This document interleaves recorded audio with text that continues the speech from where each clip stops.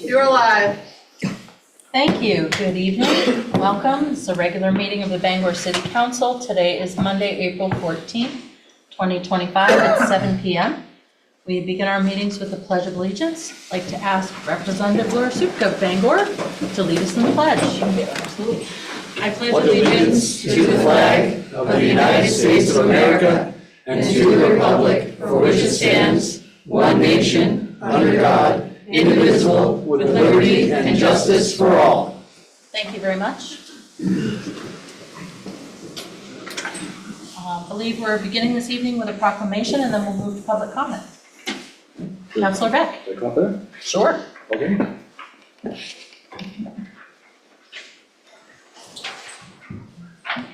Who's receiving this? And And Director on it. Craig. Okay. Well, it's my honor to read this. Proclaiming the week of April 21st to the 25th, 2025 as Community Development Week. Whereas the week of April 21st to the 25th, 2025 has been designated as National Community Development Week by the National Community Development Association to bring awareness to the federally administered Community Development Block Grant Program. And whereas over the program's 50-year history, CDBG supports the development of viable urban communities by providing decent housing, suitable living environments, and expanded economic opportunities, principally for low to moderate income people. And whereas the city of Bangor, for over 4 decades, has benefited from nearly $48 million to improve neighborhood services, housing, community facilities, and infrastructure, and whereas over the last several years, more than 500 housing units have been created or rehabilitated in Bangor for low to moderate income residents.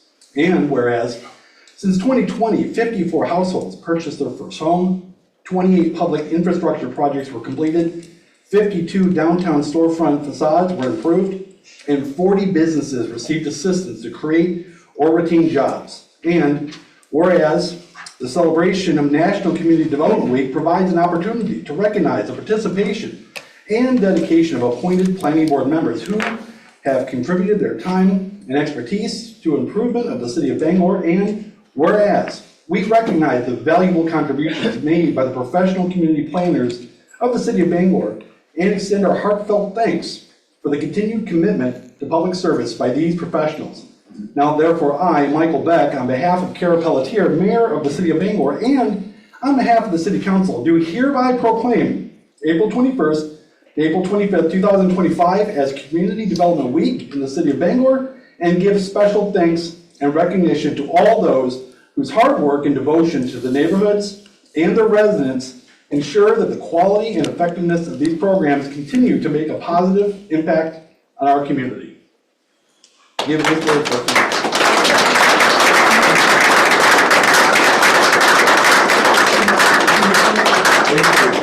And would you like to say a few words? Sure. Thank you. Good.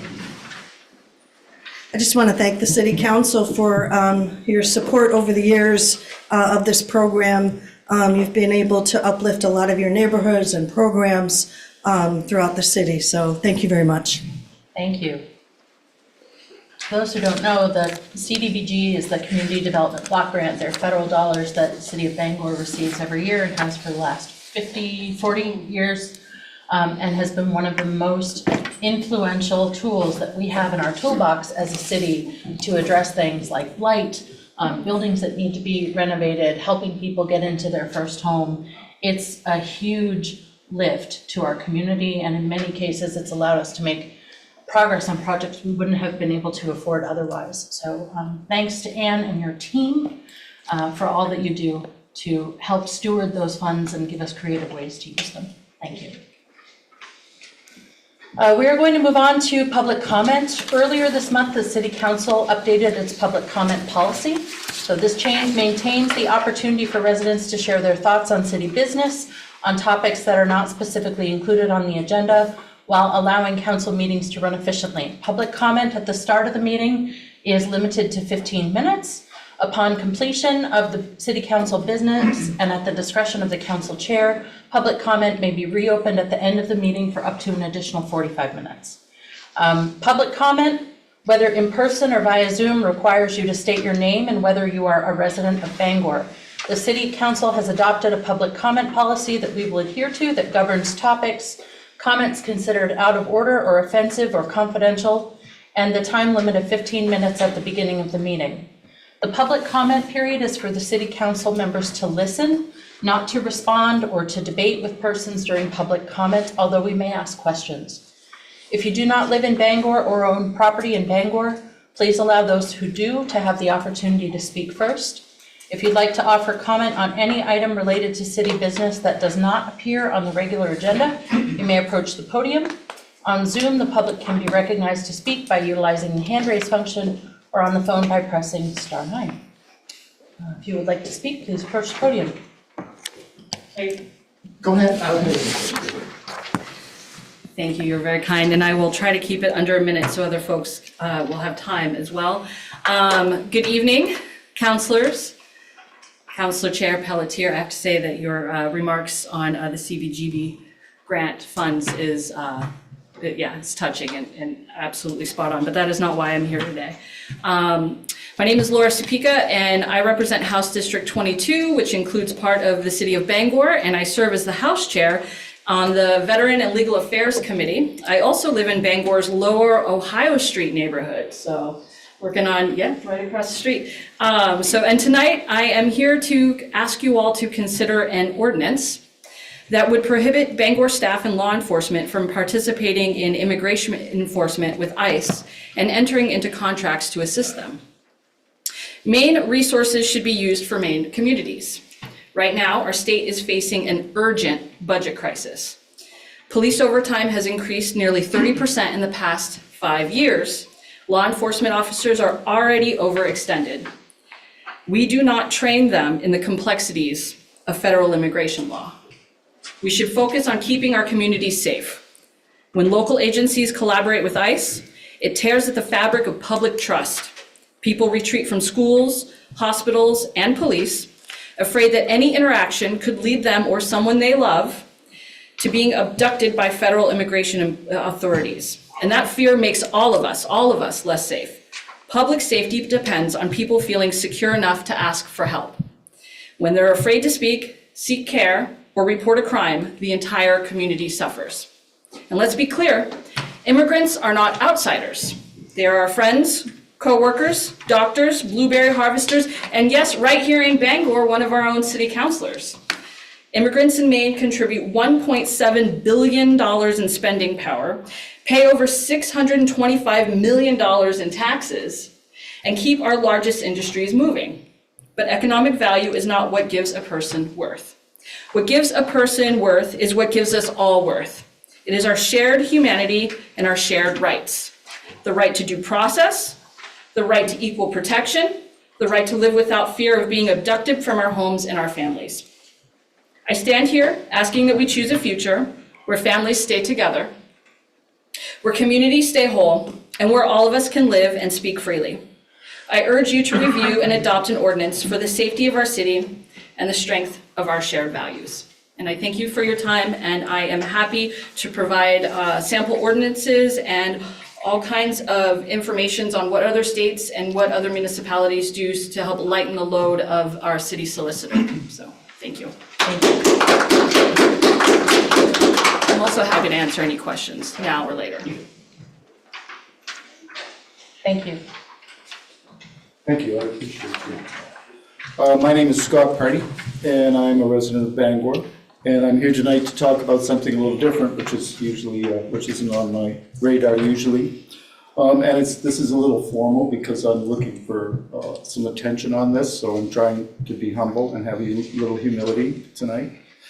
Honorable City Councilors, I wish to address you this evening regarding pedestrian safety in Bangor, specifically concerning the recent incident involving one of my tenants. As some of you know, I provide housing for individuals in recovery, currently accommodating 2 tenants in my 4-bedroom home on Kunduskeg Avenue. Last Saturday at approximately 8:30 p.m., one of these tenants was struck by a vehicle while walking home in my neighborhood. Fortunately, due to his age and his physical condition, he sustained minimal injuries. A police report has been filed. I'm not here to assign blame, but rather to highlight contributing factors that demand attention. I believe the incident was caused by a combination of poor visibility on Kenduskeag Avenue and the absence of clearly marked crosswalks on Husson Avenue. My tenant contacted Bangor Public Works and was informed that snowplowing had damaged the paint and that repainting is an annual occurrence. However, my observations suggest that crosswalks as well as lane markings are not consistently maintained. Furthermore, the outbound lane of Kenduskeag Avenue from Husson Avenue to Griffin Road is improperly configured, hindering safe pedestrian movement facing traffic outbound. I urge the council to prioritize the prompt repainting of these areas and to allocate sufficient resources to ensure timely completion. I understand there were delays last year and in previous years too, and I suggest exploring the option of engaging multiple contractors to expedite the process. Additionally, I request that the council conduct a thorough review of pedestrian vehicle accidents in Bangor.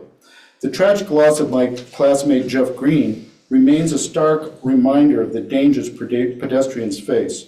I implore you to take immediate action to protect my tenants and all residents of Bangor from further harm.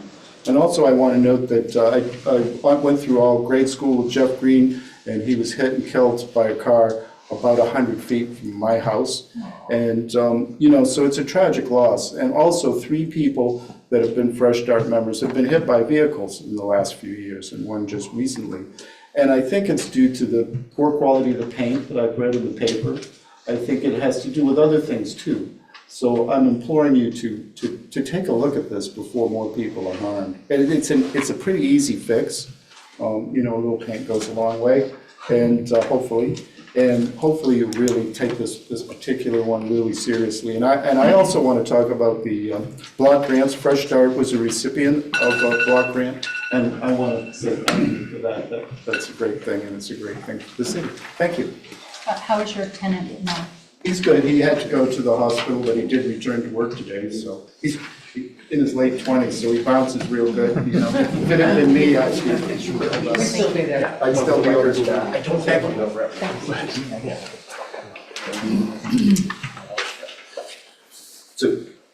Good evening. My name is Brendan Davison. I live in Bangor, and I rise this evening to call on this council to pass an ordinance rejecting any potential contracts between Bangor Police Department and Immigrations and Customs Enforcement. Such an agreement, I believe, would not only be a moral failure on the part of the City Council and the Police Department, but also a financial burden for our city, forcing Bangor to shoulder the costs that should not fall on our local taxpayers. When police departments enter into contracts with ICE through 287G contracts, they do not receive federal funding to cover the costs of enforcing federal immigration policies. Instead, municipal budgets are the ones that take the hit. This means Bangor's officers, resources, and taxpayer dollars would be redirected towards federal immigration enforcement rather than serving the real public safety needs of our community. ICE does not reimburse the city for the majority of the expenses associated with these contracts. This includes the overtime, the training, administrative costs, legal fees, and even potential liabilities from wrongful detention suits. All of this comes out of Bangor's budget. That is money that should be going to our public safety infrastructure, affordable housing, repainting crosswalks, addiction treatment, and social services, not carrying out the work of a federal agency that has no accountability to the people of Bangor. Additionally, these agreements damage public safety. 287G contracts are linked with an increase in racial profiling and other civil rights violations. We've seen time and time again that when local police collaborate with ICE, it creates fear in immigrant communities, making people afraid to report crimes or seek assistance from law enforcement and city officials when they need it. This makes our city less safe, less trusting, and is fully at odds with our city's commitment to fostering a caring and welcoming community. Recently, our own Representative Umbreen Rana has introduced a bill in the state legislature, LD 1259, that would prohibit local law enforcement from entering into these contracts. And while I want to applaud her for that, we should not wait for the state legislature to take the initiative and act on this. We should lead the way, we should take the initiative now, and we should pass an ordinance that would prohibit these contracts. Regardless what we think about the national immigration debate, this is not just a moral question, it is a practical one. We face major challenges as a city, and we need to prioritize using our resources on policies that keep us safe, strong, and welcoming. Partnering with ICE is a wasteful, harmful, and unnecessary use of the police, the city budget, and our taxpayer dollars. I urge this committee to adopt an ordinance that would reject such contracts and keep Bangor's resources where they belong, serving our community. Thank you.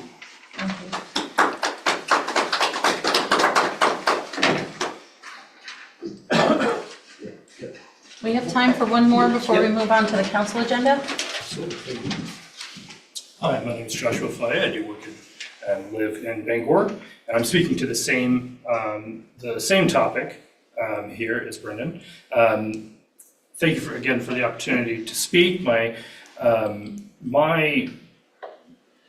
purpose here is to strongly support ordinances both within Bangor City area, but also in Maine, and that's specifically for Representative Umbry Runna's bill LD 1259, which would prevent local and state police in Maine from partnering with federal agencies like ICE for immigration enforcement. Immigrants, again, are not illegal people. They are our neighbors, coworkers, classmates, and friends. They're vital to Maine's economy and future. As a data analyst and economist focused on demographic trends and financial accounting, I can say confidently that immigrants are also in our state's future. So the prosperity of our state is going to be dependent largely on immigration. More importantly, the U.S. Constitution guarantees all people in this country, regardless of their status, due process and equal protection under the law. These rights are not optional. They're not given out to only a few. Yet ICE and federal immigration agencies have been repeatedly violating them through mass detentions, family separations, and unchecked enforcement, often with the help of local police. Today, we are seeing these violations escalate. Just this morning, President Trump met with El Salvador's President Bukele in the Oval Office, and on a hot mic, Trump said, "Homegrowns are next. You've got to build about 5 more places. It's not big enough." He was, of course, referring to additional prisons in El Salvador, most likely to house U.S. citizens that may be sent there. He then told reporters regarding whether he is open to sending U.S. citizens to El Salvador, "Yeah, I'm all for it." He said this while his administration argues in court that the judiciary, including the Supreme Court, can't compel them to return anyone, even if they were deported without due process, even when the courts have said explicitly they cannot be deported. This is not just unconstitutional, it's authoritarian. If we allow our local police to be drawn into these actions, we risk complicity in violating the civil rights of members of our community. LD 1259 draws a clear and necessary line. This is not about politics, it's not about the rule, it's about rather the rule of law. It's about what is right. It's about protecting the rights of all community members, regardless of citizenship status. I urge the Bangor City Council to not only support Umbry Runna's bill, but also to take up an ordinance that would effectively serve the same purpose. And I agree with Brendan that the fact that we really can't wait. We really need to take this on ourselves. Harm is something that accumulates, and if it isn't stopped very quickly, it can spiral out of control. And let's make it clear by doing so that here in Maine, we do not participate in unlawful deportations, we do not surrender constitutional rights, and we do not stand by while our communities are torn apart. Thank you. Thank you. Are there others in the room who would like to offer public comment? We'll be moving on to the agenda, but knowing that, we'll reopen it at the end of the council agenda. Thank you. We're going to move on to the consent agenda. Minutes of City Council meeting of March 24th, 2025, Business and Economic Development meeting of April 7th, 2025, and Government Operations Committee meeting of April 7th, 2025. Madam Clerk, I think we have, yes. I would like to have this removed from the consent agenda to be reviewed and brought up at the next council meeting, specifically section 4. There's some corrections that need to be made. Section 4. The B&ED committee meetings of April 7th, correct? We can move that to new business tonight? If we want to discuss it on the dais, or, That's fine. okay, great. Let me make a note so I don't forget. We go to unfinished business or new business? Yeah. Thank you.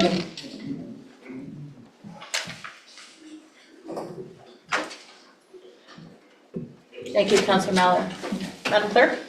25-109 order authorizing the execution of a municipal quitclaim deed for real estate located at 37 Tyler Avenue. 25-110 order authorizing the execution of a municipal quitclaim deed for real estate located at 42 Elizabeth Avenue. 25-111 order authorizing the execution of a municipal quitclaim deed for real estate located at 53 Bowden Street. 25-112 order authorizing the execution of a municipal quitclaim deed for real estate located at 424 State Street. 25-113 order authorizing an amendment to Bangor Housing Development Corporation's state and local fiscal recovery funds. 25-114 order authorizing the city manager to execute a right of entry with the U.S. Army Corps of Engineers for continued remedial investigations at the former Bangor Military Range. 25-115 order authorizing a contract with ADM Mechanical in the amount of $333,000 for data and security wiring and related equipment for Bangor City Hall. 25-116 order authorizing a contract with Benchmark Construction in the amount of $2,436,844 for the Gate 11 boarding bridge replacement at the Bangor International Airport. 25-117 order authorizing the city manager to apply for funding from the Northern Border Regional Commission in the amount of $484,000 for the purchase of 2 unmanned exit lanes to the sterile area of the domestic terminal. 25-118 resolve, accepting a donation of 3 visitor kiosks from the Recreation Economy for Rural Communities Main Office of Tourism grant, accept the duties of maintenance for a 3-year period. Thank you, Madam Clerk. Move passage of the consent agenda. Second. Thank you. We have a motion. We have a second. Questions or discussion? Seeing none, consent agenda has passage. Referrals to committee and first reading. 25-119 ordinance amending the Code of Ordinances to clarify that Robert's Rules of Order apply only to the council and boards, committees, and commissions with decision-making authority, first reading. 25-120 resolve, appropriating $199,511 from the improvement reserve to fund audiovisual upgrades for City Hall, first reading. 25-121 resolve, appropriating $413,000 from the unassigned fund balance to fund wiring and security system upgrades at Bangor City Hall, first reading. 25-122 resolve, accepting and appropriating $192,565 from the Maine Emergency Medical Services Stabilization and Sustainability Program for the Bangor Fire Department, first reading and referral to Finance Committee meeting on April 23rd, 2025. Thank you. Have these items been referred? Second. Thank you. We have a motion. We have a second. Questions or discussion on these items? On which item? The Robert's Rules of Order. Certainly, you can approach. You have 3 minutes. Thank you. Sorry?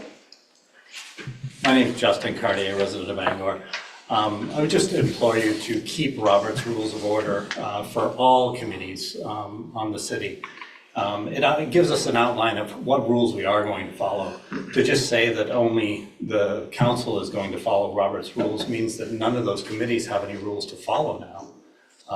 That kind of lawlessness we just don't need. It's wasting the valuable resources of the people of the city of Bangor when they have to sit through these 2-hour meetings when they don't have a quorum. The whole reason for having a quorum for these meetings is so that 1 or 2 people are not influencing the outcomes of the things in the city, which is what it seems to happen with especially a couple of the committees that only have 1 and 2 people attending them. To say that they're not influencing you here is naive because they're continuing to bring their decisions and the things they discuss between the small group of them to the council here. I just implore you to keep the rules, and having a quorum for those meetings is very important. It's important so that we don't have the small group influencing all of this. Thank you. Thank you. Just a point of order with the parliamentarian. Are referrals debatable, or should be debated when this comes up to? The council has suggested that people comment at the committee or at the second reading, but there's nothing to prevent someone from Okay, because we're not commenting. voting on these on first ordinances. reading. we're Yeah, just that's referring Voting them to refer them, but if people are Right. here tonight Okay. and prepared to speak, I'd Sure. like to allow them Yeah, to speak. yeah. Thank you for that. Thank you. Hillary Simmons, resident of Bangor. I am writing to respectively advocate for the continued enforcement and where necessary, the strengthening of quorum requirements and adherence to Robert's Rules of Order for all city committees and council meetings. The importance of a quorum, it ensures that any decisions made by a body reflect the collective will of a representative portion of its members. Without a quorum, a small number of individuals could move forward with discussion or votes that do not represent the broader committee or the constituents it serves. This not only jeopardizes the integrity and transparency of the process, but may also invalidate actions taken, resulting in delays and legal complications. Enforcing quorum requirements ensures accountability, participation, credibility, and aligns with the state and municipal governance best practices. The values of Robert's Rules provides a structured, democratic framework of conducting meetings. Its guidelines help prevent confusion, ensure that every member has a voice, and keeps meeting on task. Following these procedures builds public trust and helps safeguard against disorder or bias. Key benefits include promoting fairness and equal opportunity to speak and be heard, ensuring that motions, amendments, and votes are handled clearly and consistently, helping maintain and focus in the discussion, enhancing the efficiency and professionalism of our city government. In a time when public confidence in government is more important than ever, strong procedural foundations like quorum rules and Robert's Rules help reassure residents that their city is governed with integrity, transparency, and respect for the democratic principles. I appreciate your attention to this matter. Encourage you to consider reinforcing these important practices across all city committees and council proceedings. Thank you. Thank you. Mr. Chair? Yes. Suzette Furrow? Hi, yes, Suzette Furrow, resident of Bangor. I'm just wondering if the city solicitor consulted with a professional parliamentarian prior to proposing this ordinance. Basic Robert's Rules states that without a quorum, the only motion that can be made is postponement or adjournment. Even though an advisory committee does not have any decision-making authority, they do advise the council. The council has historically made decisions based on the decisions of advisory committees. If they did not, why would they even exist? If they do not follow Robert's Rules regarding a quorum, which is fundamental to all rules, then why follow any? Will we allow committees to pick and choose the rules they're going to follow? These advisory committees go on for well over an hour without a quorum. There are city employees at these meetings and they are using city resources. What's the point of holding a meeting when no decisions can be made or motions made, not even the approval of the minutes, if there is not a quorum? The chair of the advisory committee should contact the committee members to determine whether a quorum will be present for the meeting. If a quorum will not be present, the chair should reschedule the meeting. This would prevent the city employees and other committee members from wasting their time at a meeting when no decisions can be made. The members of these committees applied to be on them. They were chosen by the council. Some other residents of Bangor may have applied to be on these committees and were not accepted. If the city is going to allow committee members to be essentially placeholders, this means that members may be chosen to be on the committee simply to enhance their resume, do not attend the meetings, yet they still say they are members of a committee. They are preventing another resident of Bangor who may see some value in a committee and want to show up for the meeting. Some committee members may want to be on a committee as a springboard for future political aspirations, despite rarely showing up for a meeting. Despite not having a quorum and being unable to make any motions, the Advisory Committee on Equity, Diversity, and Human Rights made a decision recently to try and change their bylaws to allow a high school and college student who live in the Bangor area instead of live in Bangor. If a committee cannot get enough members that reside in Bangor, then the committee probably should be disbanded. Bangor residency should be a fundamental requirement for all committee members. This decision will have to be approved by the council. However, such a decision should not be made by a couple of committee members when a quorum is not present. The council has not noticed that these committees have been running meetings without quorums. The council does not ask if the advisory committee had a quorum when a decision was made. What's the point of having a meeting without a quorum? Why do you think the purpose of a quorum is? If this ordinance is approved, you run the risk of having two people on advisory committee making decisions. Thank you. Thank you. Although your time is up, I did want to let you know the Assistant City Manager passed out the written version of your comments, so the council is in receipt. Okay, referrals to committee and first reading. We had a motion, we had a second, we had a council discussion. Yes. Maybe I'll ask one question. I assume I'm right, but there again, sometimes I'm crazy too. This refers to only advisory committees and all advisory committees, is that correct? We're not specifying any particular committee. Or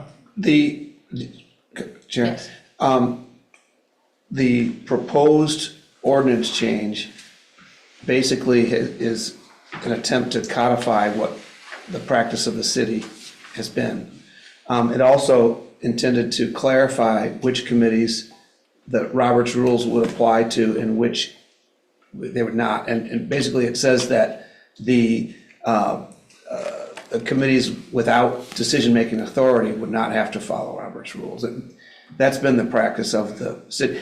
The current ordinance is unclear on that, and the practice has been that they have been able to continue without a quorum with discussions if publicly noticed. And for transparency reasons, they've continued to video those discussions.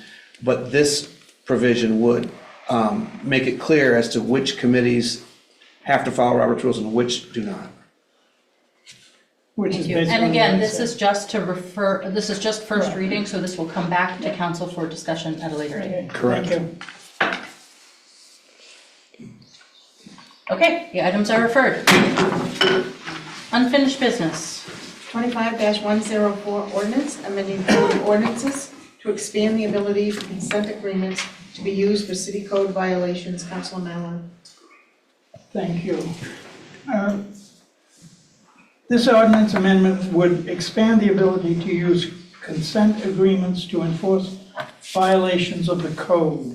Currently, this avenue is allowed for violations of the vacant properties ordinance, but is not included in other ordinances such as land development, historic preservation, and short-term rentals. This type of allowance is useful because it provides the city with another avenue for enforcement of code violations before having to go through the court system. Relying on court actions alone creates greater administrative burden and is very time-consuming. As Bar Harbor, Booth Bay, I missed them, consuming.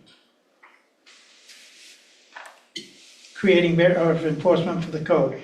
Many other communities have this type of allowance, each as Bar Harbor, Booth Bay, and Ellsworth. Majority of the Business and Economic Development Committee voted on March 3rd of 2025 to recommend this ordinance change. I move ordinance number 25-104. Second. Thank you, Councilor Mallard. We have a motion, we have a second. Council discussion on this issue? Roll call vote. Councilor Beck? Yes. Councilor Dean? Yes. Councilor Fish? Yes. Councilor Fournier? Yes. Councilor Hawes? Yes. Councilor Leonard? Yes. Councilor Mallard? Yes. Councilor Temple? Yes. Councilor Pelletier? Yes, 9 yes, 0 no. thank you. Item 25-104 has passage. New business, we're gonna go back to the minutes question from the consent agenda. Councilor Mallard? Yes, it was item 4. It referred to a question being answered, and I asked the question, and I don't remember receiving an answer, and I just think we need to specify that it was going to be researched and they would get back to us at a later point in time for an answer to the question on 2 items in section 4, which was the free trade zones. Basically, we were talking about bonded warehouses. Thank you. For the city solicitor, if we need to go back and edit the minutes, do we bring this item back on a future agenda? Just strike it for tonight? Do we need to approve it tonight with a note that it will be amended? What's the process here? You could amend them tonight, or you could have them amended before next meeting for approval. On the consent Item agenda? until the next meeting. Yeah, yeah. If we postpone it move to the to next postpone meeting, it. is that satisfactory? That's fine. All right, let's move on to the next item. I think you should move it. Oh. Move to postpone to a date certain. I would move we postpone this until, what's the next date? April 28th. April 28th, 2025. Second. Thank you. We have a motion, we have a second. Any objection? Seeing none, the item is moved. Next item, please. 25-123 order, directing the city manager to take possession of the property located at Waterworks Road. Councilor Dean. Thank you, Madam Clerk. This order will direct the city manager to take possession of the property located at Waterworks Road, map lot R64-001A by virtue of matured liens. The city of Bangor has recorded several tax and stormwater liens on the property. Several of the liens have matured, and staff's attempts to work with the property owner have been unsuccessful. It is deemed to be in the city's best interest to take possession of the property and dispose of the property in accordance with the city's matured tax and utility lien policy. This was reviewed and recommended at the Finance Committee meeting on April 7th, 2025. I move passage of Council Order 25-123. Second. Thank you, Councilor Dean. We have a motion, we have a second. I have a question of Councilor point, I guess. We've got a number of these coming up. It would be helpful for me if we could say who the owner of record is, because it's hard to know if you have That's right, a if you have a conflict of conflict. interest or not. And it would just be helpful to know who the owner is on these properties. And what the actual, if there's an actual address for these streets, 575 4th Street, the next one is. So for clarification, if a parcel is a vacant parcel of land, there is no numeric address assigned to it. So that's just, there's no there's no real estate on that? I mean, no It's- person, no real property on that? Correct. The reason that 75 4th Street has an address is that was the recent location of the Right, fire. right. So there was a prior structure, which is why there's a number associated. Okay. How about a name? Do we know the name yet? I can pull it out, Okay. because it was on finance.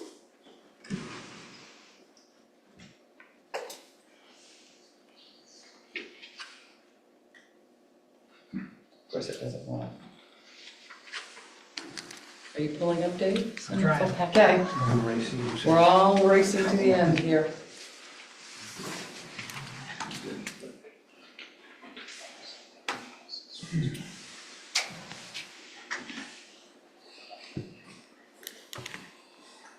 Dave's gonna get that. Here. Use Dave's computer. I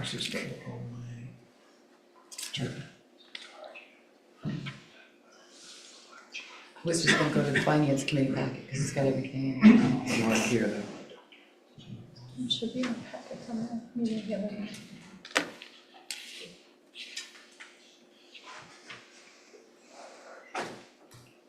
Says to SHWP LLC. Okay. That's what the I don't know packet them, I'm good, thank you. That's it. Thank you. We have a motion, we have a second. Any other discussion on this item? Seeing none, item 25-123 has passage. Next item, please. 25-124 order, directing the city manager to take possession of the property located at 75 4th Street. Councilor Fish. Thank you, Madam Clerk. This order will direct the city manager to take possession of the property located at 75 4th Street by virtue of maneuvered liens. The city of Bangor has recorded several tax liens and sewer stormwater liens on the property at 75 4th Street. Several of the liens have matured, and staff's attempts to work with the property owner has been unsuccessful. It is deemed to be the city's best interest to take possession of the property and dispose of the property in accordance with the city's matured tax and utility lien policy. This was reviewed and recommended at the Finance Committee meeting on April 7th, 2025. I move for passage of Order 25-124. Second. Thank you, Counselor Fish. We have a motion, we have a second. Coming up with the property owner. I got it right here, it's Brian Frankel. Any declared conflicts of interest? Any questions or discussion on this item? Seeing none, 25-124 has passage. Next item, please. 25-125, order directing the city manager to take possession of the vacant land located at 10 Percy Avenue, Council Fournier. Thank you, Madam Clerk. Sorry, I'm just scrolling down. Madam Chair, I'd like to make a motion for Order 25-125. Second? Thank you. This order will direct the city manager to take possession of a vacant land that's currently owned by Samuel Diaz. They're located at 10 Hershey Avenue by virtue of matured liens. City of Bangor has recorded several tax and stormwater liens on the property at 10 Hershey Ave. Several of the liens have matured, and staff attempts to work with the property owner has been unsuccessful. It is deemed to be in the city's best interest to take possession of the property and dispose of the property in accordance with the city's matured tax and utility lien policy. This was reviewed and recommended at the Finance Committee meeting on April 7th of this year. Thank you, Councilor Fournier. We have a motion. We have a second. Questions or discussion on this item? 25-125 has passage. Next item. 25-126, order directing the city manager to take possession of the vacant land located on 4th Street, Councilor Dean. Thank you, Madam Clerk. This order will direct the city manager to take possession of the vacant land located on 4th Street by virtue of matured liens. The city of Bangor has recorded several tax and stormwater liens on the property at 4th Street. Several of the liens have matured, and staff's attempts to work with the property owner has been unsuccessful. It is deemed to be in the city's best interest to take possession of the property and dispose of the property in accordance with the city's matured tax and utility lien policy. This was reviewed and recommended at the Finance Committee meeting on April 7th, 2025. Property owner is U.S. Bank National Association. I move passage of Order 25-126. Second. Thank you, Councilor Dean. We have a motion. We have a second. Questions or discussion on this item?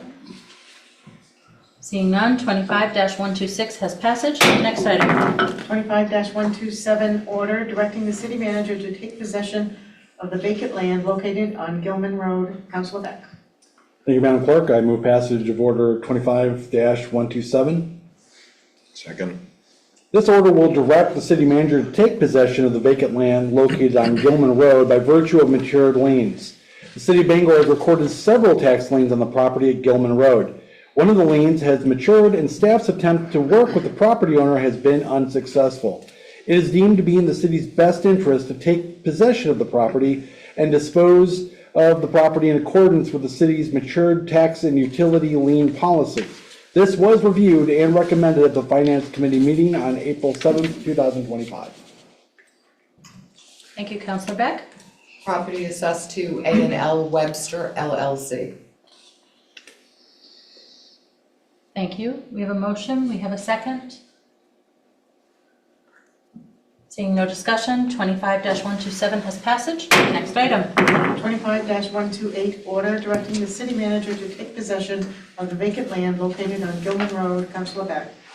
Thank you, Madam Clerk. Can we passage of Order 25-128? Second. This order will direct the city manager to take possession of the vacant land located on Gilman Road by virtue of matured liens. The city of Bangor has recorded several tax liens on the property at Gilman Road. One of the liens has matured, and staff's attempt to work with the property owner has been unsuccessful.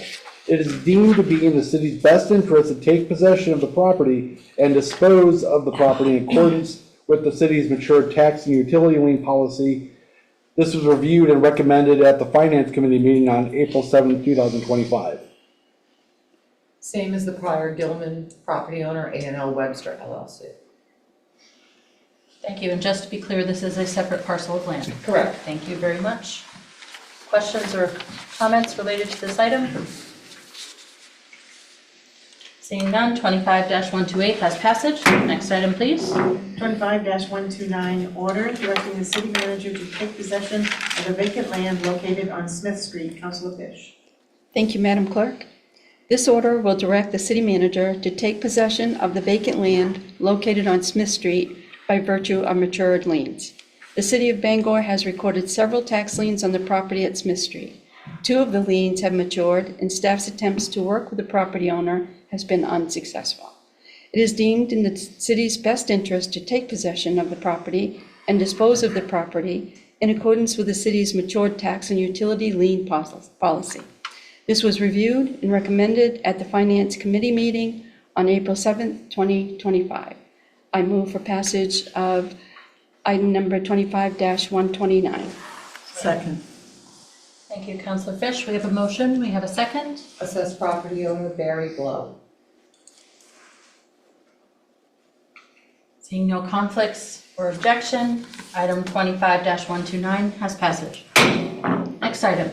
Public hearing, 25-130, order declaring the structure at 67 Lincoln Street to be a dangerous building and authorizing its demolition. Councilor Fournier.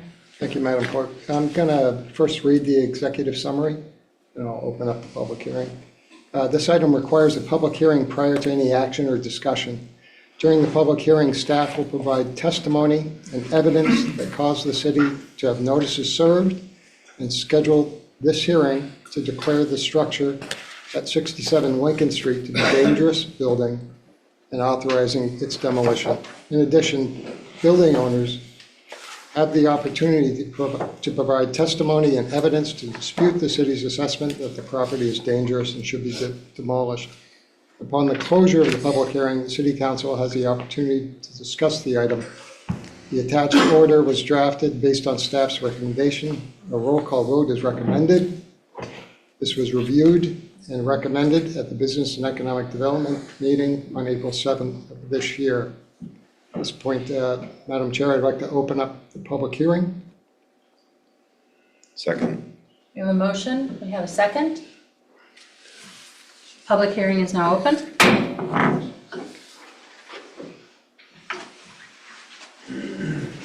Captain Hanscom Mulata, Code Enforcement. 67 Lincoln Street was placarded by the Code Enforcement Department on March 30th, 2017 due to building deficiencies, safety conditions, and a lack of utilities. On December 3rd, 2024, the building sustained a significant fire that extended throughout the entire building on all 3 floors. The following day, on December 4th, 2024, a second placard was issued by the Code Enforcement due to extensive structural damage from the fire. As you can see from the pictures, the fire caused significant damage, resulting in a building that is not structurally sound nor protected from the elements. The fire also resulted in property damage to the abutting home. The property remains standing with a significant amount of debris resulting from the fire spread around the building. I spoke to the owner, James Butler, on January 10th regarding his intentions with the building. He indicated that he planned to demolish the structure potentially in April. I sent him a letter on January 21st indicating our intent to pursue action under the Dangerous Building Statute. He obtained a demo permit to demolish the structure on March 10th. On March 13th, Mr. Butler was served by the sheriff with notice of this dangerous buildings hearing, and the notice was also recorded in the Registry of Deeds. The building meets the standards to be deemed a dangerous building as it is structurally unsafe, is unsuitable for the occupancy or use to which it is put, constitutes a hazard to the public's health or safety, and is otherwise dangerous to life or property. Thank you.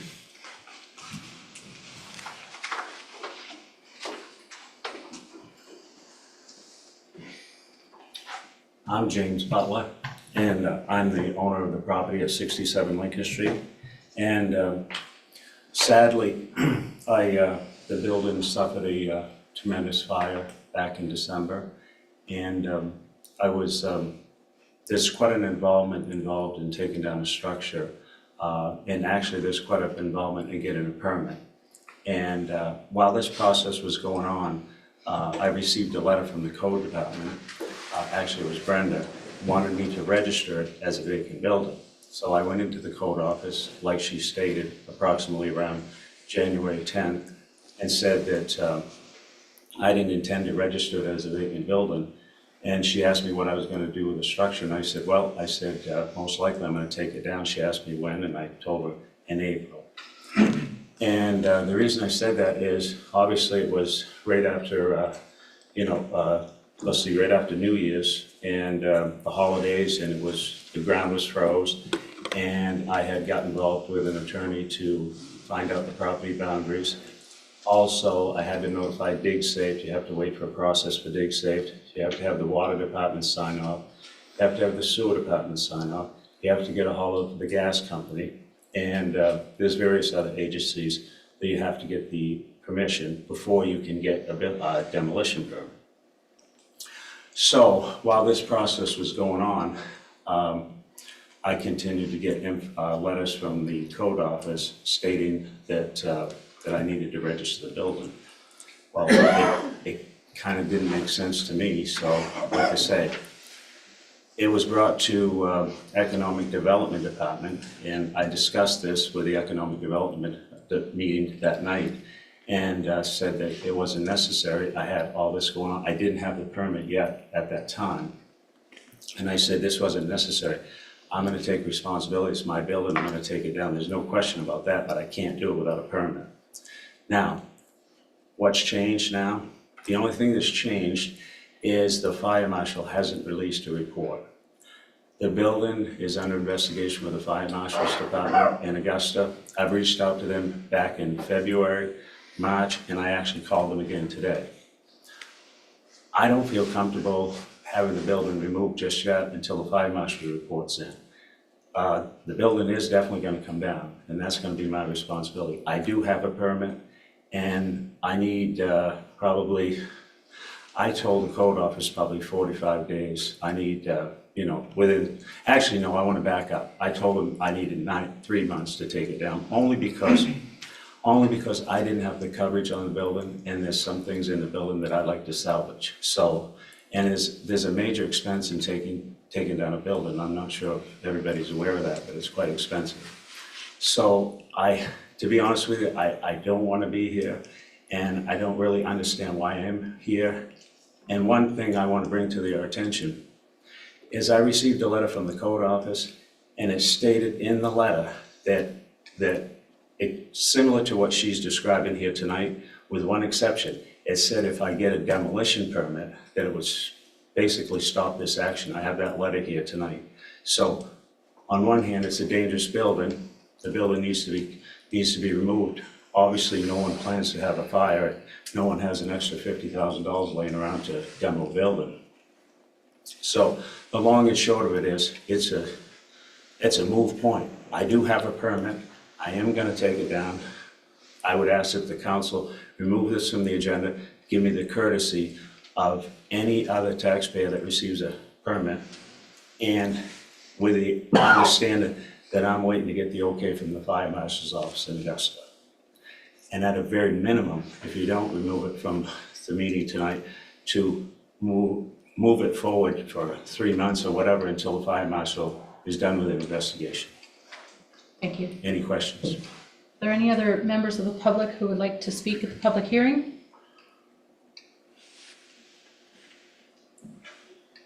A question for Mr. Butler. Sure.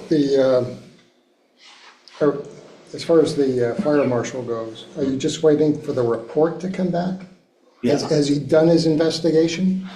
They won't give me any information. I've reached out to the fire marshal's office. I've sent them emails. As a matter of fact, you have to pay $10 to get the report. I sent in the $10, waited for the report. They responded back to me by email, and I've had several conversations with them. And they said that they can't tell me anything. They cited state laws. They cited different statutes that they can't give me any information.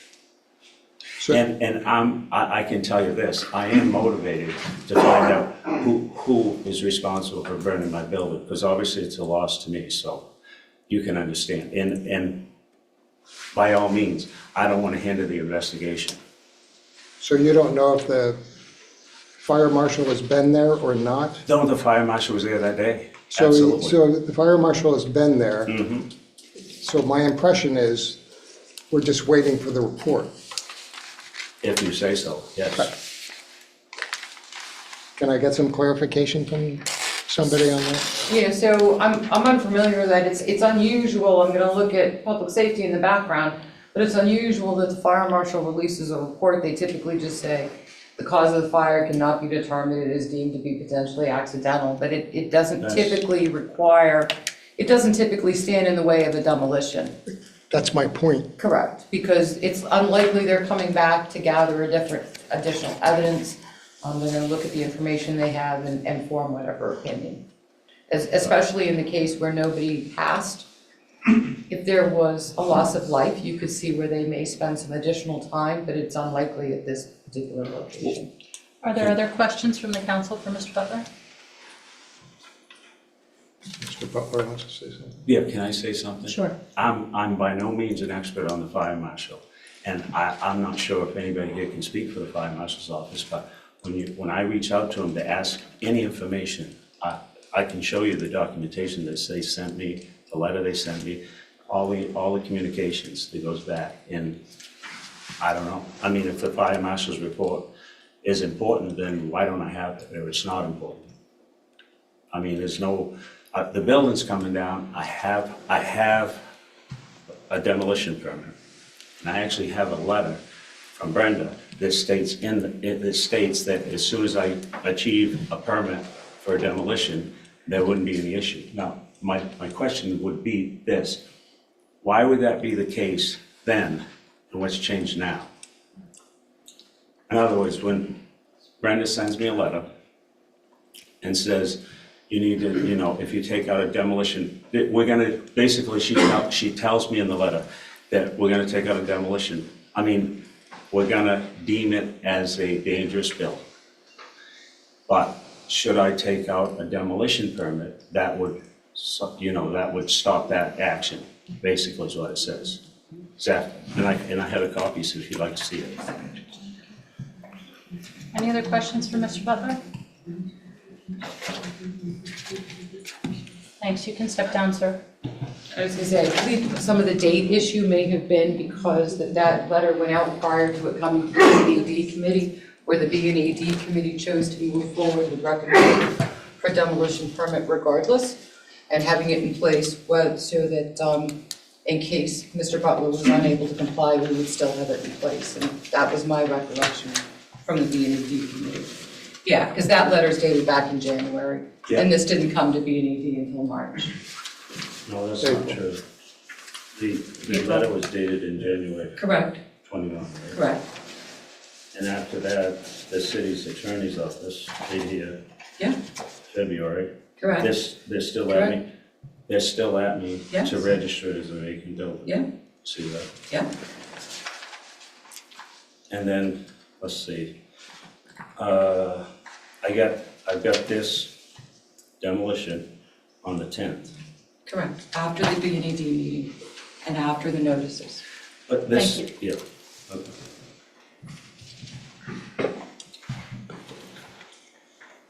Is there any other member of the public who would like to speak on this issue? Seeing none, I'll close the public hearing. Second. We have a motion, we have a second. Public hearing is closed.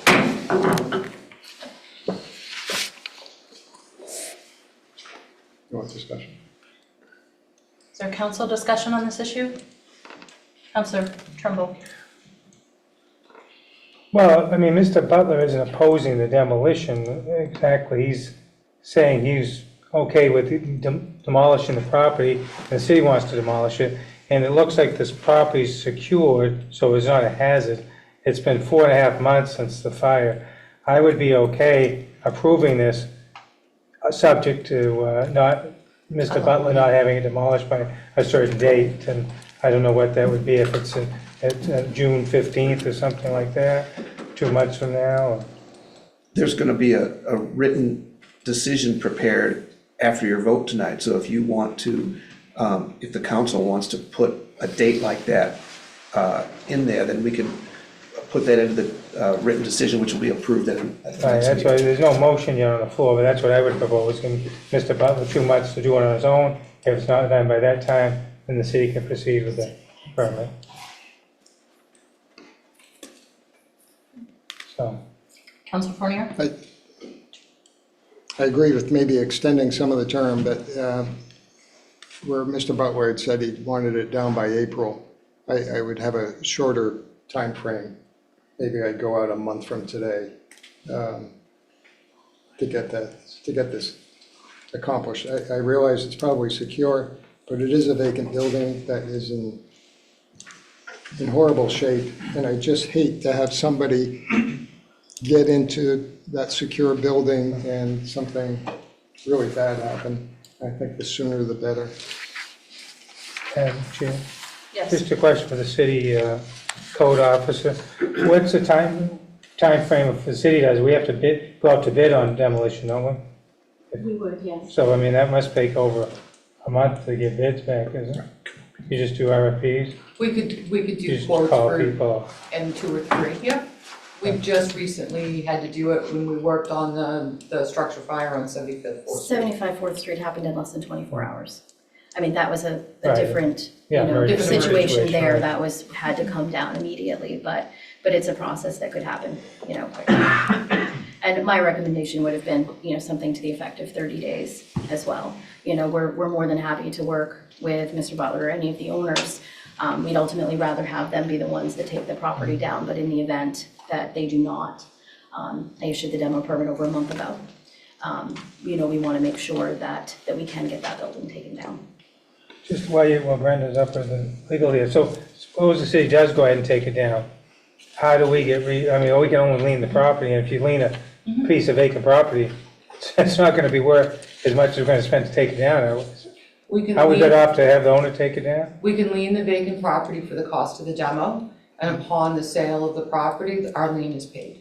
Right, but Mr. Butler's talking, it could be 50,000, is that accurate? It could be up to 50,000? I think You're not gonna get that out of that piece the of last property? demo that I saw was somewhere in the neighborhood of like 20, 25. It yeah. really depends on the, the size of the structure. So you But think we could recoup that out of that?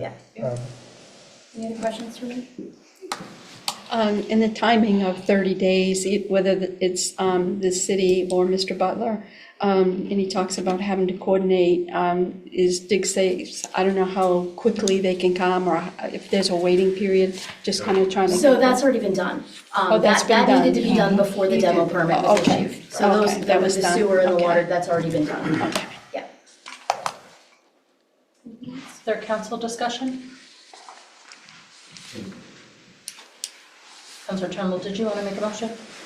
Sir, you've not been recognized. This is time for the council to discuss. She got a chance to speak again. We asked her a question. I would move Thank you. approval of the request for demolition permit and be subject to the property owner having until May 31st to demolish it.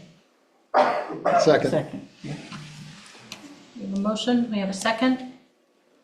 So I didn't hear, to what date? May May 31st. It's a Saturday. Yeah. Any additional discussion from council? Okay, seeing none, roll call vote. Councilor Beck? Yes. Councilor Dean? Yes. Councilor Fish? Yes. Councilor Fournier? Yes. Councilor Hawes? Yes. Councilor Leonard? Yes. Councilor Mallor? Yes. Councilor Trimble? Yes. Councilor Pelletier? Yes. 9 yes, 0 no. Order 25-130 has passage. Next item. Public hearing 25-131 order declaring the structure at 271 Elm Street to be a dangerous building and authorizing its demolition. Councilor Mallor. Thank you, Madam Clerk. I open the public hearing on item 25-131. Second? Executive summary. This item requires a public hearing prior to any action or discussion. During the public hearing, staff will provide testimony and evidence that caused the city to have notices served and schedule this hearing to declare the structure at 271 Elm Street to be a dangerous building and authorizing its demolition.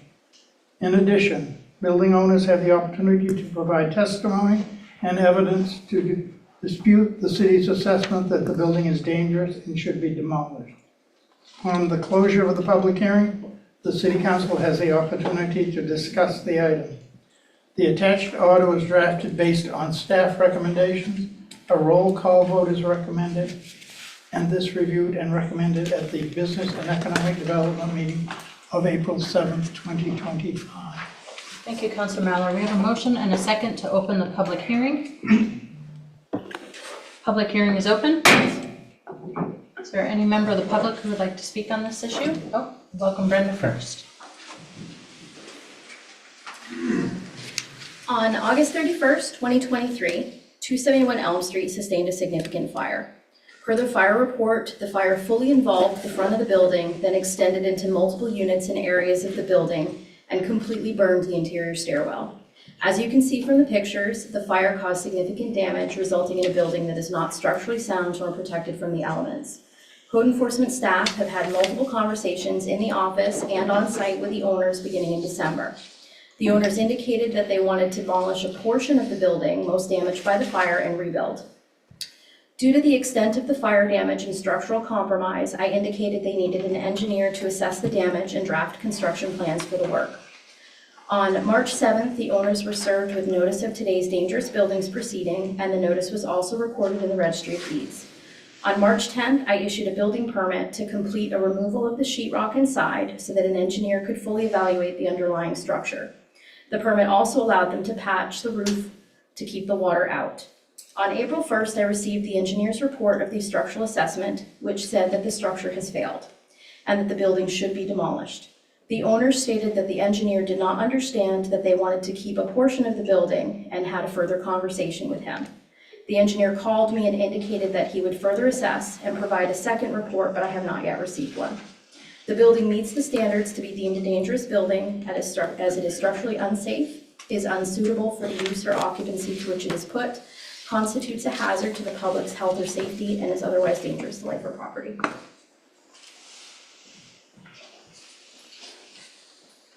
Thank you. Is there anyone else who would like to speak on this property? Approach. My name is Ala Jabbar. I'm the owner for 227-1.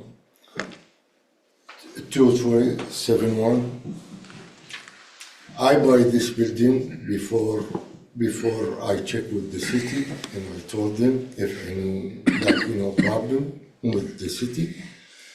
But the city say no, we can fix it and leave it.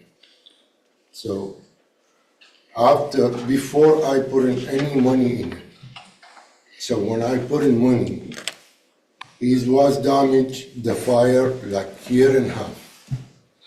And I waited 1 year for it, okay?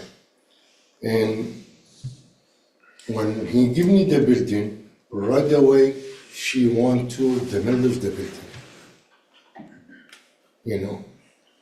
And I put in the engineer. The engineer, when I put in, he's not understand me because it's not my language, not my mother language. This is the second language for me. When I told the engineer, I wanted this is the fire. The fire is nothing wrong with the first floor. When you enter the building, this is you catch the fire and make damage, like 2 rooms and upstairs. There's nothing in second floor, you don't see no fire, only when you enter. So what I do, I call the engineer, I call him back, and I told him, listen, I know bring to you here to give me forbearance to demolish the building. I need this building to live in it. So when I wanted, coming back, see the building, and because 20% is fire in it. It's not 100%, because it's still, it's like 2 apartments, is no touch, nothing. No touch. 1 apartment, completely no touch. But the other one is little bit. It's little bit. But when I came back to engineer, I told him, everything in the building, I want to demolish it. I don't got a problem, and I keep this place, and I make the basement, and I want to make it waterproof. And in the future, I'm gonna rebuild again. I want to do the house because I want to live with me and my kids. And she never give me chance to fix it and get him the permit. So she give me permit for vacant, and she give me permit to move the sheet. If she want to demolish the building, why she no ask the bank to demolish it? You know why? It's my problem. Why you no ask the building before I buy it? 2.5 years, she got it. Why you no demolish it? Why you didn't make me buy it and the building I want to lose my money in it? It's not fair for me. It's not fair. You know, I wanted this building, I want to live in it. She came in from there. So even when I working right now, I working in a little bit, and I make it look, good. So, but right now, I don't see her okay. I say just be patient with me. I want to give you, because it's not my control to talk to the engineer right now, come and give me permit, okay?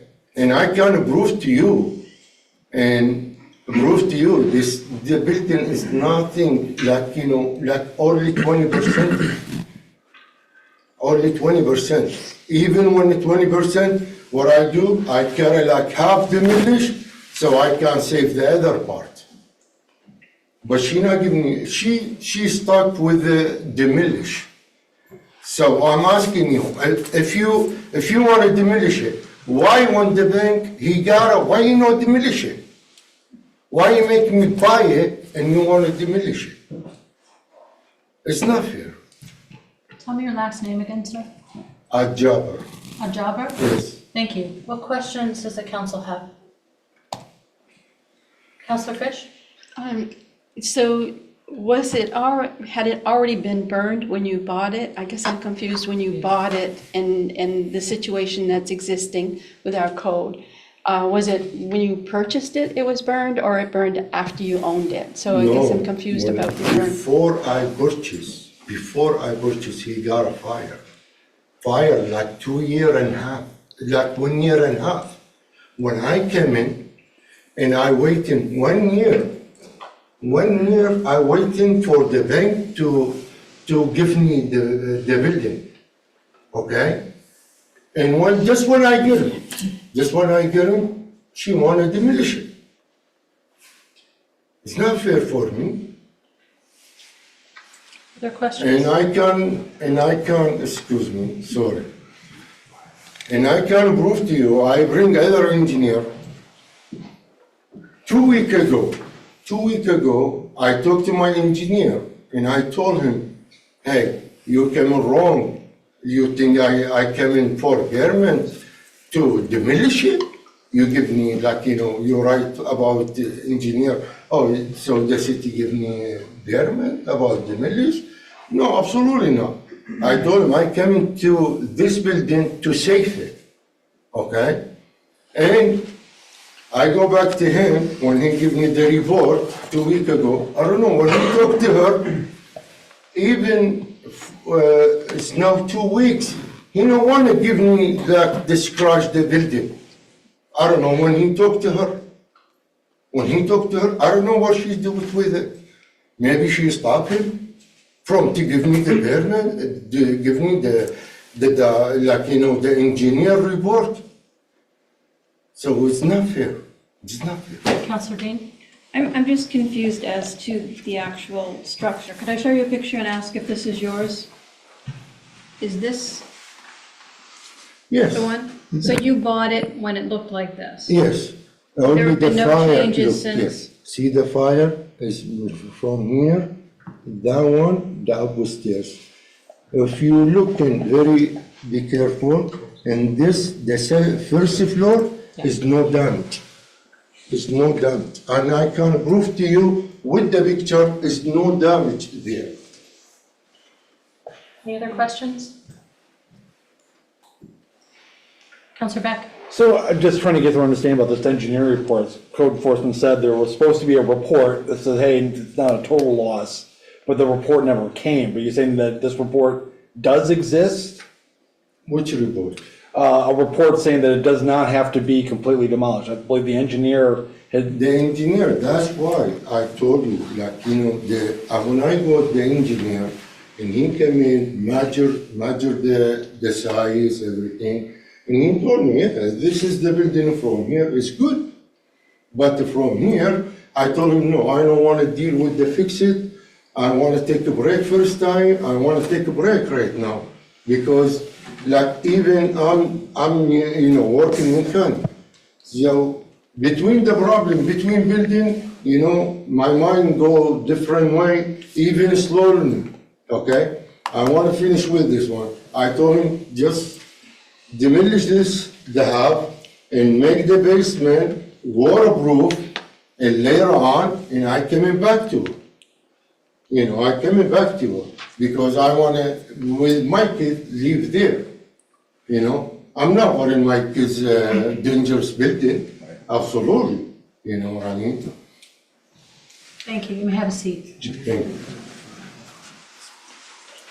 I think some of the story as well is you just bought the building last November, correct? Exactly. Right, because you bought it from a bank through like a foreclosure. Exactly.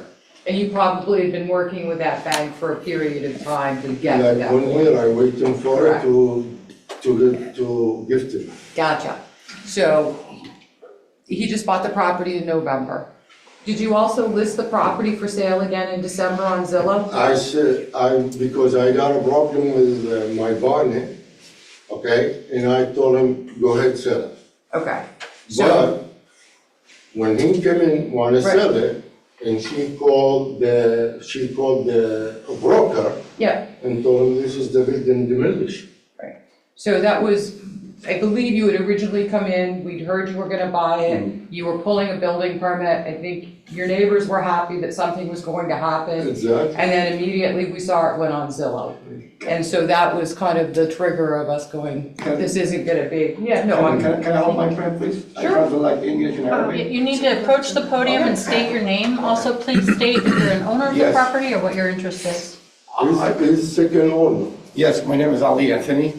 So when we called for the property, we tried to buy it last year, I think in February. So we called Brinkley, she went outside the phone.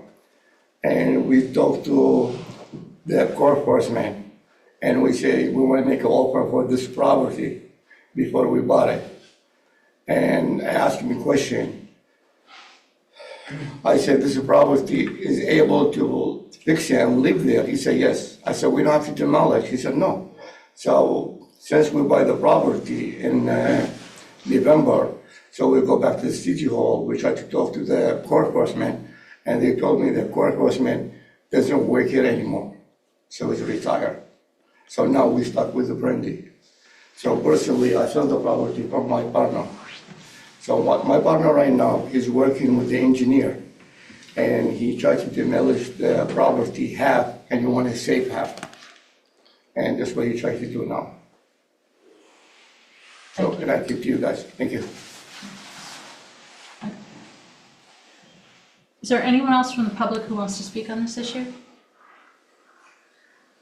Chair, I just want to make sure everybody knows the engineer's report is in the materials and has some photos. The smaller photos are from the engineer's report. The larger photos are from the code enforcement office. Thank you. I'd like to offer some clarification on the engineer's report, as there seems to be a little confusion. Sorry, Counselor Mallon? I was just concerned, the engineer's report, he's talking about one that's not been received yet. Yeah, we would like clarification on that. It sounds like there's an outstanding report. So where I think there was some misunderstanding is, as I said, and he said, that he wanted to, rebuild a portion of the building. And you can throw enough money at anything and fix it.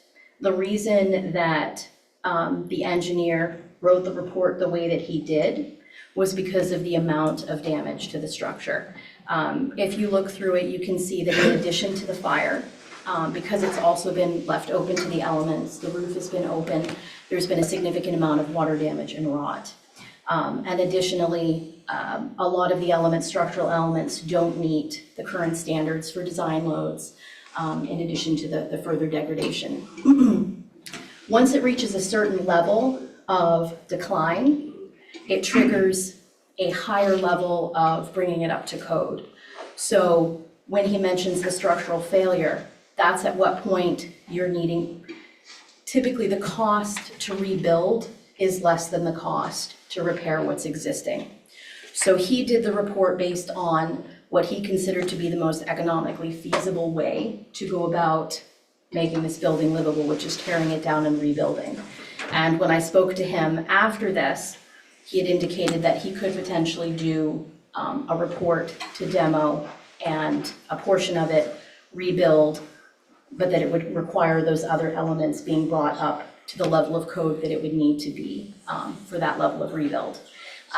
He did say that would only take a few days to a week, and that was, I think, 10 days ago or so. And I have not heard back from him, so I don't know if I'm not sure what stage, because I have not heard back at this point, but I think that's why there's potentially the two reports, because he went with the most, what he considered economically feasible, so. I just want to ask one question. Yeah. If we're gonna move to council discussion, we should really close the public hearing. Just wanna make sure there's no one else from the public who hasn't had a chance to speak who would like to speak. Okay. Councilor Fournier? Or Councilor Mallon? Well, no, I think this. Do you wanna move to close the public hearing or keep it open? I want to keep it open. We have to close it to have. Move to council discussion. Okay. Yeah, I'll correct? move to council discussion. So you wanna move to close the public hearing? Yes. Second. Thank you. There's a motion, there's a second. Public hearing is closed. Council discussion. Yes, Councilor Mallon. I have some concern about this, and regardless of what the outcome of it is, having not seen, or having our code office has not seen the second report from the engineer. I mean, I think we're working on, we're like a one-legged man, we don't have the second leg. And I think before we make any decisions, we need to see that report. Our code needs to see it.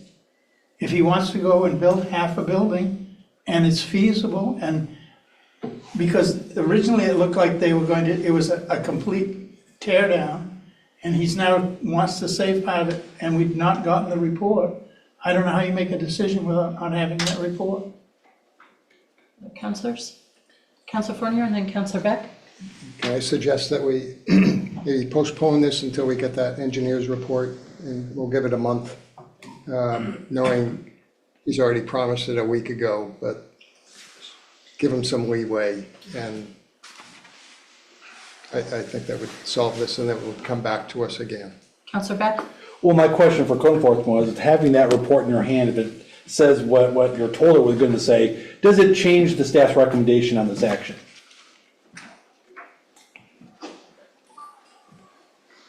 If I had a report that said that the building could be rehabbed and had construction plans to do so, issued a permit, then I would be more than willing to work with the owner to do that, yes. Okay, thank you. Yeah.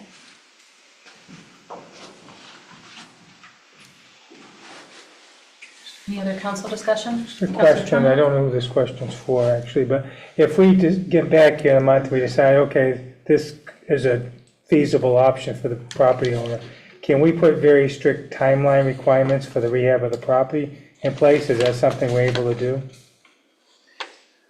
Or is it open-ended how long they have to do with the project? Well, Chair, tonight you could move to postpone to a date certain and then review the matter again. No, we do, I think we're meeting. leaning that way, but if we say, okay, we're gonna let them rehab the property, can we set parameters how long they have to rehab it? If you vote to enter the council order later, then you can make motions and have findings that are the same way that you did with the previous one. Previous one, you said, we order that it's gonna be demoed, but we're gonna give the landowner until May 31st. And that will be put into the decision. There'll be a written decision, so you can put conditions into the decision if that's the way you wanna go. I was gonna say, I don't believe that's what Councilor Trumbull was asking. No. I don't I think think so. Councilor Trumbull was stating, we'd like to continue this, postpone it to May 12th, which is 2 council meetings from now, to see if the second report comes back. If the second report comes back that the building can be rehabbed, I believe Councilor Trumbull's question is, can the city then define a time period in which the property is rehabbed?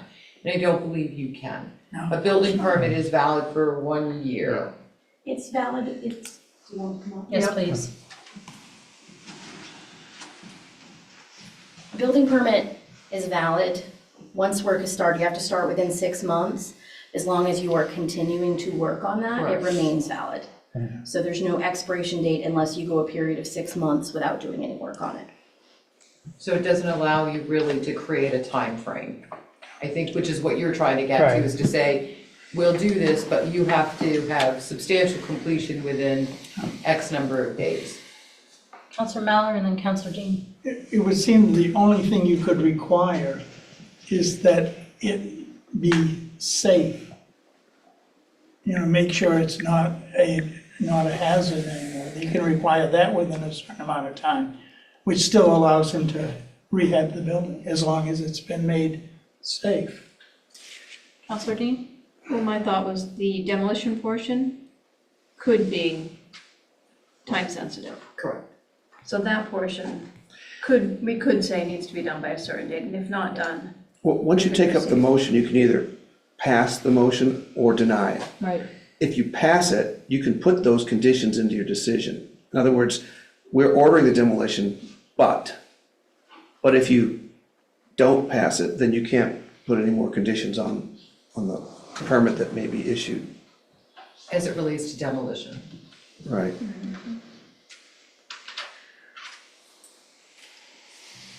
Is there a motion? Make a motion that we postpone this decision till May 12th. Second. Second. There's a motion, there's a second. All right. Do we need a roll call for postponing it? All right.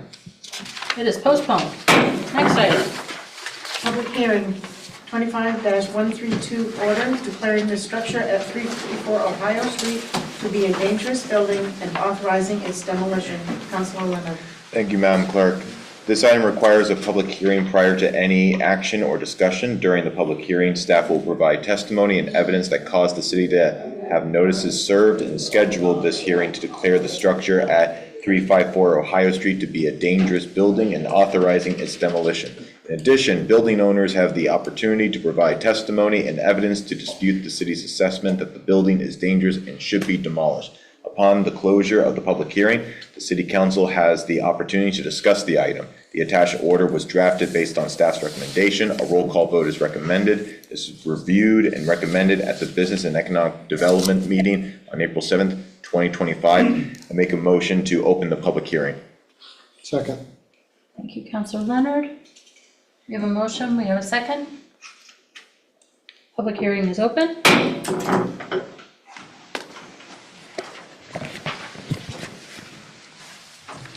On April 27th, 2024, 354 Ohio Street sustained a fire. Per the fire report, the fire was primarily in the garage but did extend into the house. The fire department had difficulty gaining entry and moving through the home due to hoarding conditions. An email from Assistant Chief Perry to fire staff further detailed structural failure on the right side wall and foundation failure on the right rear corner. A second fire occurred on September 16th, 2024. This fire was more extensive and went throughout the whole building, as stated in the second fire report. As you can see from the pictures, the fire caused significant damage, resulting in a building that is not structurally sound or protected from the elements. The fire caused damage to the abutting property as well. A large section of the roof has since collapsed. I worked with the owners in January to gain access to the building so they could assess and possibly retrieve items. I notified them on January 15th of the city's intention of moving forward with the dangerous building process. I emailed the owners on February 20th about negotiating a consent agreement in order to demolish the building without having to go through the dangerous building process, and I did not receive a response. The owners were served with a notice of today's dangerous buildings proceeding on March 31st, and this notice was also recorded in the Registry of Deeds. This building meets the standards to be deemed dangerous building as it is structurally unsafe, unsanitary, it is unsuitable for the use or occupancy to which it is put, constitutes a hazard to health or safety, and is otherwise dangerous to life or property. Thank you. Is there any member of the public who would like to speak on this issue? Please approach. You would state your name and your relationship to the property. My name is Cheryl Lynn, and I own the property 354 Ohio Street. I live here in Bangor. In a hotel right now since the fires. Yes, back in April of 27th, there was a fire, and it was in the garage, and he said it was an electrical one. And so they removed the meter and everything was taken out. So, okay, and the kitchen roof was damaged then, and the garage was badly damaged, but it wasn't burned down, but it was badly damaged. Okay, so then I didn't have insurance, but I did try to get together some money, even though I'm staying in a hotel and that's expensive. But I did want to have the garage demolished and the work done on the kitchen roof. And I even knew of someone that could help me do it.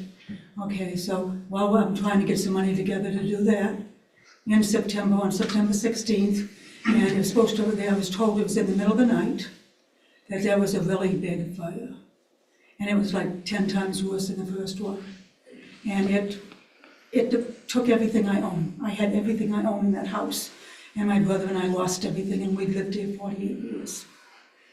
So, anyway, it's demolished. The sun porch was, well, it's mostly gone. The garage had some more damage, and the kitchen. The firemen had taken out all the windows, all the doors are gone. They removed the stairs from inside to go outside. And it's bad. I saw it just after the fire. A code enforcement officer went there with me, and I looked it over, and everything that you could see in the double living rooms, it was just completely, it was just carbon. If you touched it, it was just all black, and then you couldn't make out anything that was there. And we had 10 ceilings, and they had fallen down. So you could see the chimney. You couldn't see the chimney before. And it's just, so then I had an option. Someone, Brenda, I think it was, Hanscom Bellotti, she said that I could remove the sun porch and the garage and something like that in order to save it from demolition. But since I didn't have insurance, I couldn't afford to do that. And it would actually, even if the rest of the house had been all like, it would have looked funny because it's not that big a house. So I haven't had too much contact with anybody. I did talk to the state fire investigator, and he asked me questions about it.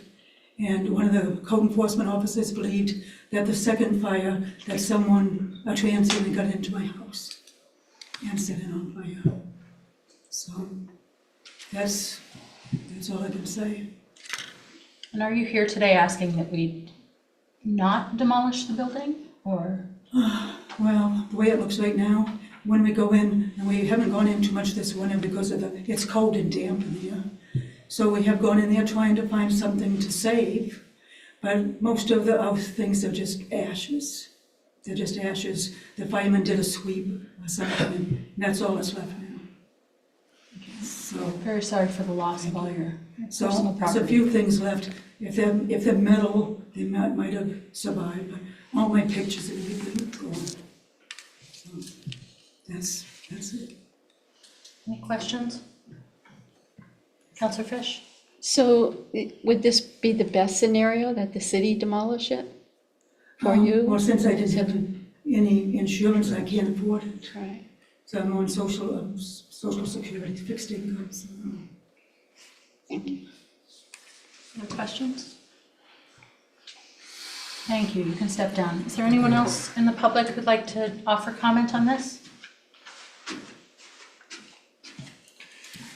I make a motion to close the public hearing. Second. Okay, we have a motion, we have a second. Public hearing is closed. Council questions or discussion? Councilor Fournier? I am so sorry for your loss of your house. I wish there was a better outcome here. I'll make a motion. Second. We have a motion, we have a second. Roll call vote. Councilor Beck? Yes. Councilor Dean? Yes. Councilor Fish? Yes. Councilor Fournier? Yes. Councilor Hawes? Yes. Councilor Levin? Yes. Councilor Mallow? Yes. Councilor Trimble? Yes. Councilor Pelletier? Yes. 9 yes, 0 no. Order 25-132 has passage. That brings us to the end of the regular agenda tonight. Are there folks in the room wishing to still offer public comment at this time? If so, can you raise your hand just so we know how many? Okay, go ahead. Again, I'm Justin Cartier, a resident of Bangor. I want to speak to you about an issue with the Needle Point Sanctuary. They're operating illegally out of the basement of the UU Church. I chair a 12-step program recovery meeting in the basement of that church. It does operate 5 days a week, Monday through Friday. The church has asked us to post a door guard because people have been getting into the church and into areas of the church they don't belong. These have not been people attending the recovery meeting, however, people in their active addictions, doing what people do in their active addictions. The problem is that the Needle Point Sanctuary continues to operate illegally out of that basement. I guess they've been notified by the church. I'm not sure. I wasn't aware that they weren't able to provide services from the church, which they've been doing for a long time. There was one young gentleman named Riley who died by an overdose last year because he was triggered by somebody who came through, got needles from the Needle Point Sanctuary, went to the bathroom that is behind the recovery program that I chair on Thursdays. And when they came out stumbling, he said, "I missed that." And a week later, he was dead in 2nd Street Park. I don't know what we can do to get them to cease and desist, but we're going to lose one of the only noontime meetings in Bangor that meets Monday through Friday. The church has notified us that if we don't do something to keep the people out that are coming through, that we are going to lose the meeting that we rent space there at the church. This is also the same group that is unionizing addicts. I have a flyer, I only have one, I'll give it to the chair and I'm sure you can send that around. In there it states that, if you're an addict, you're welcome. If you used to be an addict, you're welcome. If you're not, then you're not welcome. And these are the people that are organizing, trying to get, as they, claim in their flyer, that they're stopping the city council from doing the sweeps at the Hope House and continuing the misery for the people who are still in their active addictions up there. I know a lot feel that it's a kinder way to, make sure that somebody who is homeless has a place to go. But speaking it for myself as a recovered addict, and by recovered, I don't mean that I'm cured, because I will always be an addict. I get a daily reprieve based on the maintenance of my spiritual condition. And only by doing things every day to stay sober do I continue to stay sober. And I feel for these people that are not trying to choose sobriety, that eventually they will get there. But it's not going to be if we continue to have these programs running illegally in contradiction of each other. Thank you. Thanks.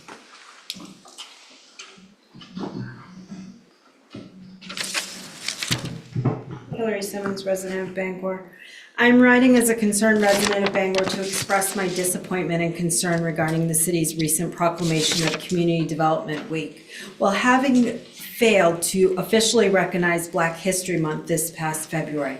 While I wholeheartedly support initiatives that promote the development and improvement of our community, it is troubling to see that our city was able to publicly honor this week while overlooking the opportunity to recognize and reflect on the profound contributions and enduring struggles of Black Americans through a Black History Month proclamation.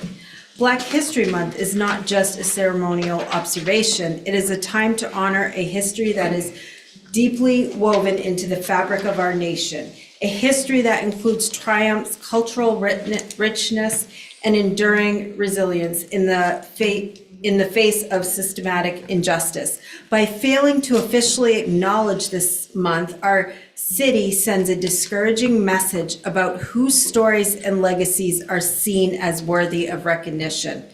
This discrepancy raises an important question about equality, inclusion, and the values of our city choices to uplift. I ask that you consider the impact this has on our Black community members and the message it sends to future generations. As such, I respectfully urge the City Council to publicly, I can't even talk now, sorry, acknowledge the oversight of failing to proclaim Black History Month in 2025, commitment to issuing an annual proclamation for Black History Month moving forward, engage with local Black leaders, educators, and community organizations to support culturally meaningful initiatives during February and beyond. Representation matters. Recognition matters, and the time to act on our values is now. Thank you for your attention to this matter, and I look forward to your response and to seeing our city take meaningful steps towards equality and inclusion. Thank you. Is there anyone else who would like to speak?